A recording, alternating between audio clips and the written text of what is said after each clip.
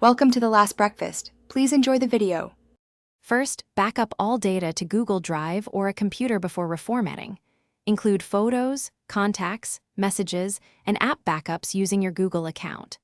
Export WhatsApp chats and save any local files to a computer or SD card. Charge the battery above 50% or keep the phone plugged in during the process. Write down your Google account and screen lock credentials before you proceed. Confirm device model and storage capacity so you can reinstall compatible firmware and apps afterward. Disable factory reset protection if you plan to change accounts first.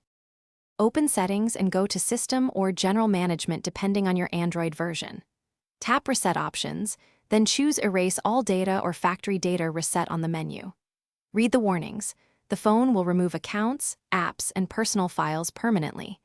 Enter your PIN or password to confirm and wait while the device prepares to reboot.